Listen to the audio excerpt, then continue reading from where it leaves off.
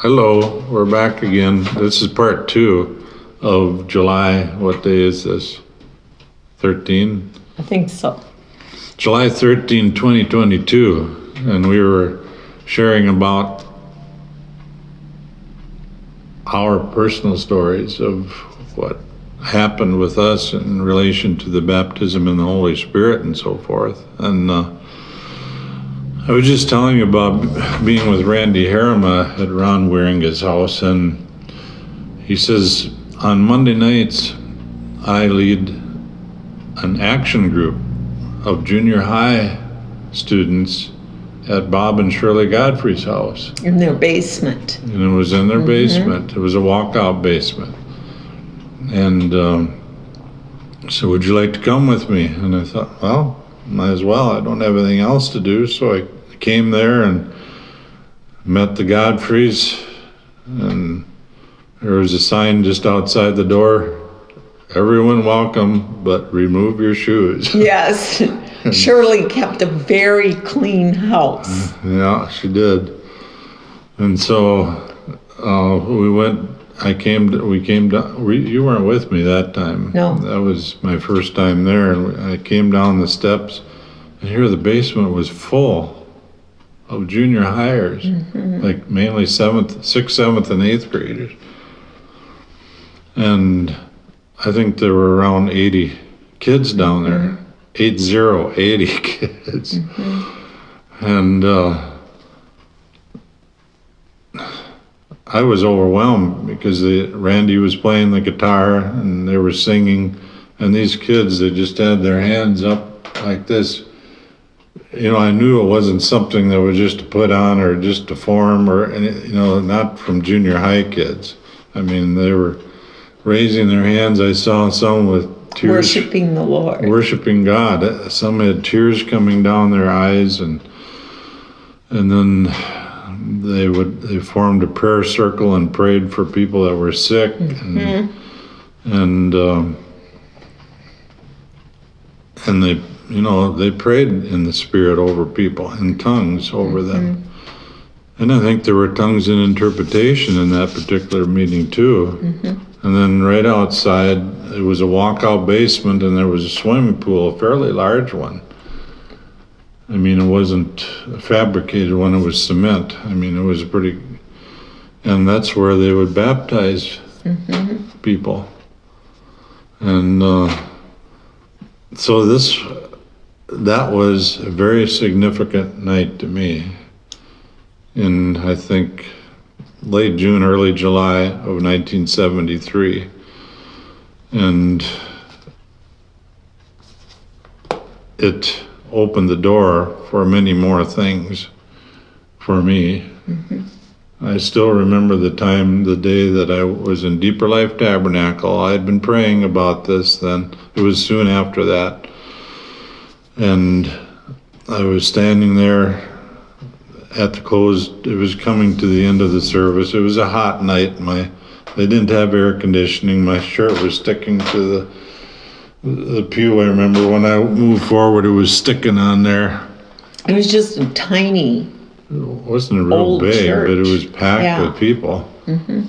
And Brother Woods was inviting people to receive the baptism in the Holy Spirit. And he says, you don't even have to come forward. He says, you can just receive right where you are.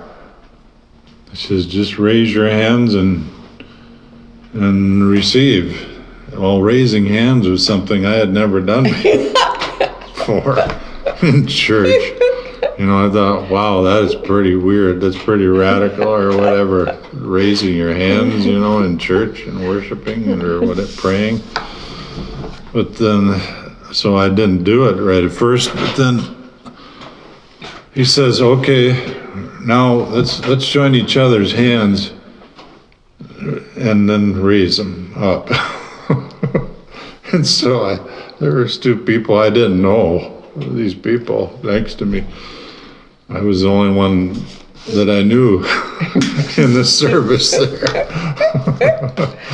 So, okay, they were short people, and they had their hands fully up, and mine were like this. And they had their hands all the way up. And it was there that I said, Lord, I receive the baptism in the Spirit with your prayer language.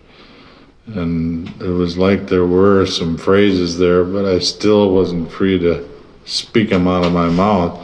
I thought the Holy Spirit was going to do the talking. But I found out later that it's not the Holy Spirit.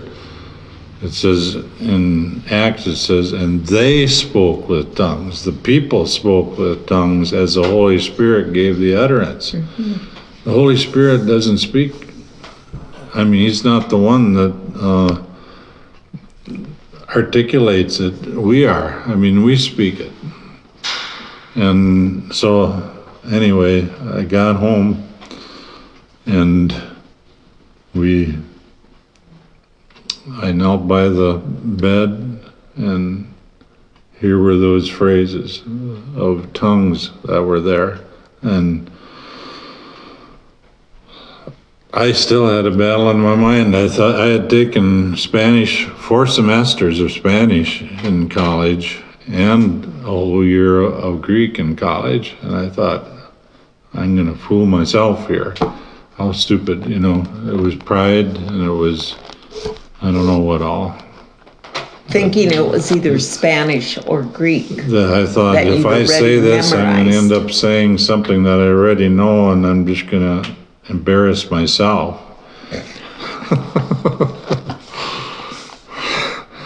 Well, anyway, I finally got over that, and there were seven phrases, 7 syllables. Ikala Samana Tesh. I still remember them. Isn't that something? Mm-hmm. Ikala Samana Tesh. And I don't know how far to go with this today. I know it's going to be a continued story, but it goes back to the Godfreys so much, because they're the ones that opened their home to us. Well, you lived in their basement apartment. And for 1 year, then not the first year, but the second year in Grand Rapids, I actually lived in their basement, so we got close. Mm-hmm. And they had this action group every Monday night. Joyce and I, eventually Randy and Jane Harriman went to Christ for the Nations Institute in Dallas, Texas, and they asked us if we would take over, didn't they? I think we led that group, didn't we? Or we were in leadership anyway with it. But I think rather than extending this and making it too much longer here, I think we're going to come to a close today, and next week I had those 7 phrases for over about a week, I guess, syllables, and I didn't get the release of it, but I'll tell you about that next time, I believe. Joe, you can help me remember how far I got in the story, okay? But it goes back to the Word, and I encourage you to get in the Word concerning this. If you have paper and pencil there, I got some scriptures here right now that I can give to you that you can start looking it up and reading it. I already gave you Luke 24, it's some of the last verses of Luke 24, but then Acts 1. Well, you could read the first 2 chapters of Acts, but especially Acts 2, verses 1 through 4, and then Acts 8, 5 through 12. I'm getting these from a book by Kenneth Hagin, White Tongues. If I can get the next page here. Acts 8, 14 to 17, or through 18 actually. Acts 10, 44 through 46. Acts 19, 1 through 6. And these tell about people in Acts, the early church, that received the baptism in the Spirit. But you can start studying it yourself. And if you've not received it, we encourage you to seek the Lord on this. We read last week in 1 Corinthians 14, it says, desire spiritual gifts. And be zealous for them. It can be helpful to you. But if you have received and you haven't been using it, like you maybe think you could be, we want to stir that up in you.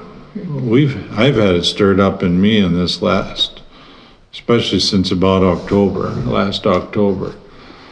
I've always used it, but it's not like a new level there. Your prayer language. The prayer language. And so anyway, we'll continue on that next week and share more. This coming Sunday, Tim is going to be our worship leader. Rob Salmonson is going to bring the She has message. the announcements. Yeah, now the announcements that are on there. He's Yeah. going the message is going to be not dismayed. And so you'll like that. There also will be a meal on Sunday. So yeah, you can see where are they on? How can they find them, Joy? They're right on the video. Right on the video? Okay. Very good. So blessings. Thanks for joining us today. Enjoy your day. Goodbye.